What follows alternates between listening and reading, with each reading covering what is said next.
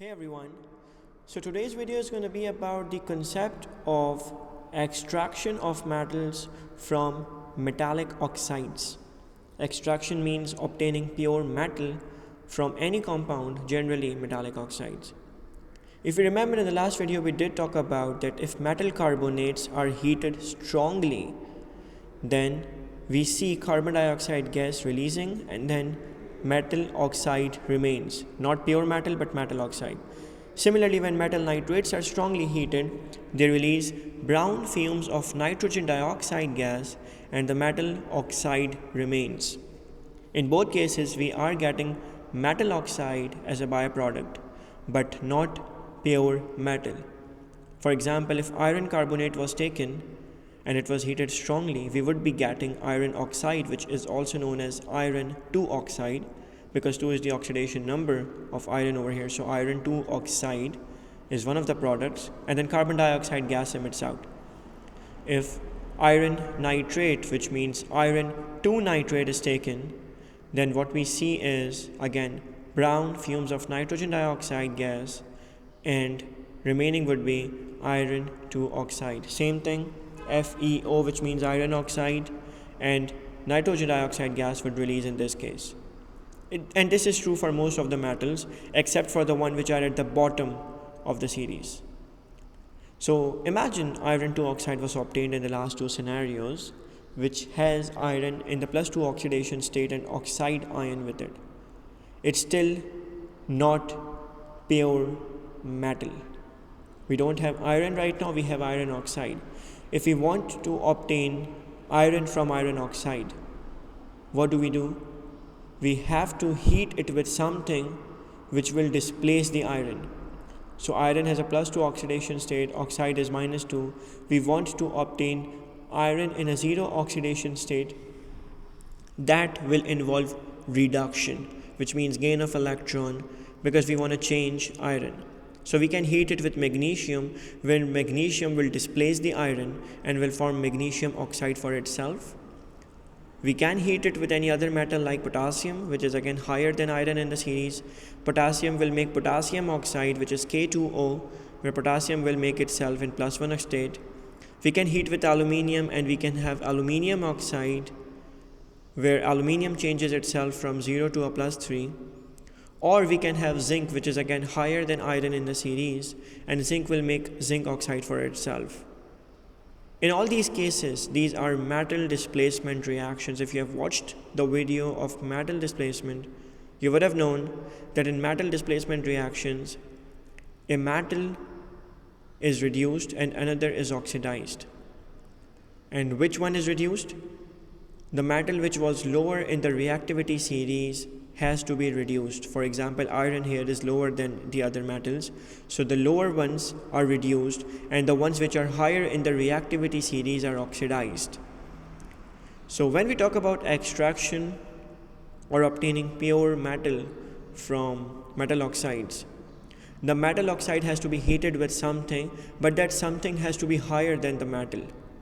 So generally we can pick any other metal which is higher, or we can pick pure carbon, because carbon is also a very good reducing agent, and carbon will make carbon dioxide for itself during the process.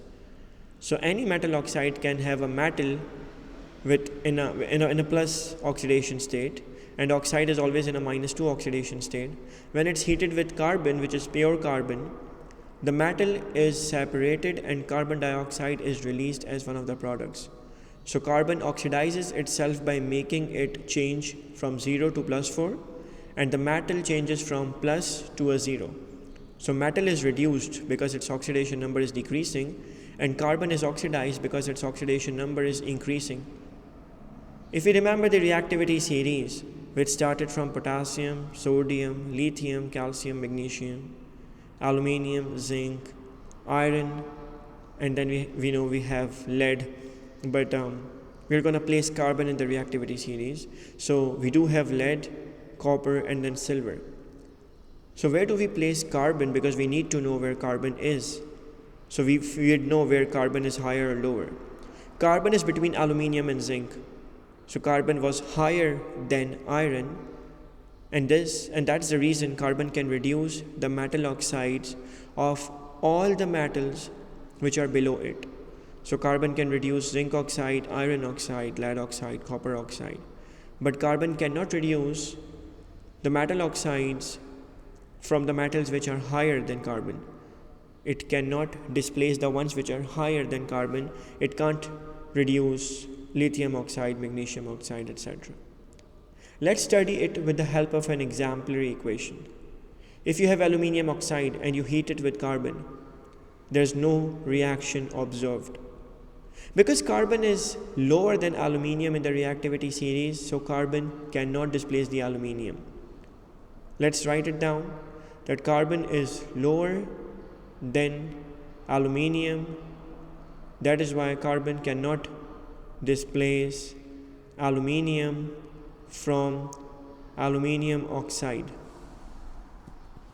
Even if you heat it really strongly, there's no reaction going to take place. But if you had iron 3 oxide, where iron was a part of the oxide, iron was in a +3 oxidation state, you do see a reaction where carbon displaces the iron, carbon makes an oxide of itself, which is carbon dioxide, and iron is left alone. Over here, what happens? So the balance equation is compulsory. But over here, in terms of the redox, what happens? That iron in the beginning was in a +3 oxidation state because it was in a compound, and oxides are always -2 in oxidation number. Iron becomes 0 by the end of the reaction, while carbon was 0 in the beginning, but then it becomes +4. So iron atoms are reduced because they change from an oxidation number of +3 to 0.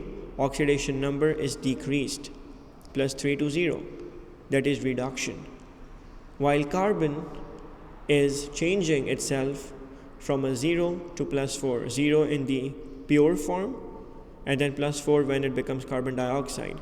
So oxidized because it's changing from a 0 to a +4, it's increasing. And that's why it's a redox reaction. Why is this happening over here? Because carbon is higher than iron in the reactivity series. That is why carbon can displace iron from iron oxides. So it could be iron 2 oxide, iron 3 oxide, whatever, but carbon can displace iron from its compounds because its iron is lower, carbon is higher. When we talk about hydrogen, it's also part of the reactivity series. It does a similar reaction. Hydrogen cannot reduce the ones which are higher than hydrogen because that's how the reactivity series works. Hydrogen cannot reduce the metal oxides which are higher than it, but it can reduce the metal oxides which are lower than it. So hydrogen comes between lead and copper. Hydrogen can react with copper oxide. It can make a compound of copper plus it will make an oxide of itself. But similarly, it reacts with silver oxide as well. It makes pure silver and then it makes an oxide of itself. So it's kind of displacing the metals because hydrogen was higher than copper, it was higher than silver. Like copper was initially a +2 oxidation, but then it becomes a 0. So that's reduction. Silver was +1, it becomes a 0, again reduction. But in the case of the other metal oxides, hydrogen can give no reaction because hydrogen cannot displace these metals. Hydrogen cannot displace these metals from their oxides. It cannot displace calcium, magnesium, zinc, whatever.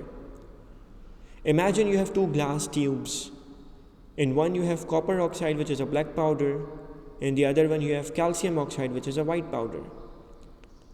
You supply hydrogen gas using a glass tube in both these over both these metal oxides. Hydrogen gas, pure hydrogen over these metal oxides. You're going to see observation with only copper oxide. As the hydrogen gas passes through these, a reaction is going to take place. When you heat it, obviously when you start heating it, you see that the copper oxide is changing color and it becomes pure pink metal, which is pure copper. It's not copper oxide anymore, it becomes pure copper. What happens to the oxide? The hydrogen grabs it, the hydrogen makes itself hydrogen oxide, which is water, so hydrogen is displacing the copper. You heat the remaining hydrogen coming out of the other end. And in calcium oxide, there's no reaction because hydrogen cannot displace calcium. It was higher. So the whole idea is that if hydrogen is lower than the metal, it cannot displace it. If hydrogen is higher, it can displace it. Same works for carbon. I hope this idea is clear to us. In the next video, we are going to do some past papers of the entire stuff that we have done so far. Thank you guys.